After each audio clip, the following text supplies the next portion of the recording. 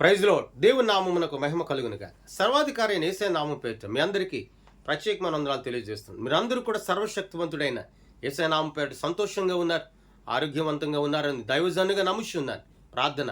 కృప కలిగిన దేవానికి స్తోత్రాలయ్యా. ఉదయకాల సమయాన ఇదిగో నీ వాక్కును విని గ్రహించే ఆసక్తిని మాకు దయచేయమని నడిపించమని యేసయ్య నామమున అడుగుచున్నాము తండ్రి. ఆమేన్. దేవుని వాక్యంలోనికి మనము వెళ్దాం. 34వ కీర్తనలో 5వ వచనాన్ని మనము చదువుదాం. వారు ఆయన తట్టు చూడగా వారికి వెలుగు కలిగెను. వారు ఆయన తట్టు చూడగా ఆయన తట్టు చూచున్న వారికి వెలుగు కలుగును అన్నాడు. ఒకప్పుడు మనం చీకటిలో ఉన్నాం. ఒకప్పుడు చీకటి వారం, ఒకప్పుడు చీకటి సంబంధులం, అనగా సాతాను సంబంధులం, వెలిగింపబడలేని వారం, చీకటితో సంచరించే, చీకటితో లేక చీకటి క్రియలతో సహవాసం చేసిన వారం. అలాంటి మనలను వెలుగై ఉన్నటువంటి క్రీస్తు ప్రభులు వారు మనల్ని వెలిగించి మనను దేవుని సన్నిధిలో ఒక ఉన్నతమైనటువంటి స్థితిలో మనం నడిపింపబడడానికి ఈ భూమి మీద నేటి వరకు సజీవులుగా ఆయన నిలవబెట్టాడు. యోహాను సువార్తలో చెప్పబడుతున్న మాట, నేను లోకమునకు వెలుగై ఉన్నాను అని సెలవిచ్చాడు. నిజమే.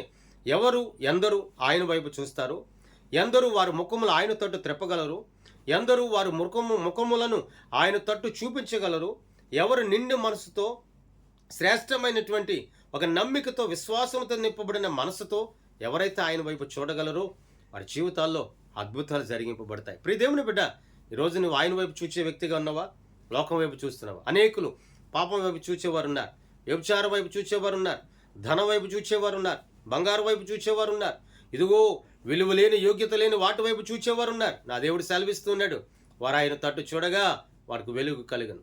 యేసయ్యలోనే ఆయనలోనే నిత్య జీవం ఉందండి. ఆయన దృష్టిలో నిత్యమైనటువంటి సన్నిధి దాగి, నిత్యమైనటువంటి శక్తి దాగి ఉంది. ఆయన నిన్ను చూచుచున్నప్పుడు నీ జీవితంలో అద్భుతాలు జరుగుతాయి. ఆగరు ఏడుస్తుంది, దుఃఖిస్తుంది, ఆయన వైపు చూడలేదు, కానీ ఆయన ఆగరు వైపు చూచాడు, ఆగరును దర్శించాడు, ఆగరు యొక్క బాధను, ఆమెలో ఉన్న దుఃఖాన్ని తుడిచివేశాడు. ప్రియ దేవుని బిడ్డ, ఈ రోజున క్రీస్తు సన్నిధిలో, దేవుని సన్నిధిలో ఒక నమ్మకమైన బిడ్డగా, నమ్మకమైన వ్యక్తిగా, ఆయన వైపు చూచే వ్యక్తిగా నీవు ఉన్నావా? ఇంకా లోకం వైపు నువ్వు చూస్తున్నావా?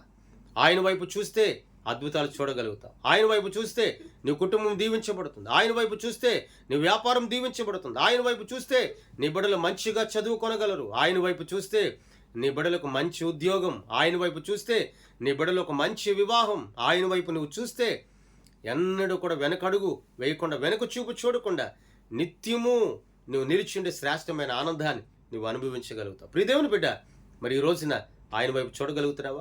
వారు ఆయన తట్టు చూడగా వారికి వెలుగు కలుగును. ఆయన వైపు చూచుచున్న ప్రతి ఒక్కరికి కూడా వెలుగు కలుగుతుందట. ఆ వెలుగు నజరేయుడైన యేసయ్య ఆ వెలుగులో నిన్ను నడిపిస్తూ ఉన్నాడు. ఆ వెలుగైన మార్గంలో నిన్ను, ఆ త్రోవలు, నువ్వు లోక సంబంధమైన త్రోవలు పడిపోకుండా ఆ త్రోవలు నిన్ను నడిపిస్తూ ఉన్నాడు. ఆ త్రోవలు నడుచుటకు నీ మనసును దేవుని చేతులకు అప్పగించు. ప్రార్థన. ప్రియ పరలోకపు తండ్రి, నీకు స్తోత్రాలయ్యా. ఆరాధనకు యోగ్యుడా, నీకు వందనాలయ్యా. ఈ రోజున ప్రత్యేకముగా నీ మాటలు విని గ్రహించే కృపను మాకు దయచేసినందుకు స్తోత్రాలు. వారు ఆయన తట్టు చూడగా వెలుగు కలిగినది సెలవిచ్చావు. నిజం ప్రభువా, మేము నీ వైపు చూచే భాగ్యమును దయచేయండి. తోడై ఉండండి, నడిపించమని యేసయ్య నామమున అడుగుచున్నాము తండ్రి. ఆమేన్. దేవుని సన్నిధి మీ అందరికీ తోడై ఉండి నడిపించును గాక. ఆమేన్. మీ అందరికీ వందనాలు తెలియజేస్తున్నాను.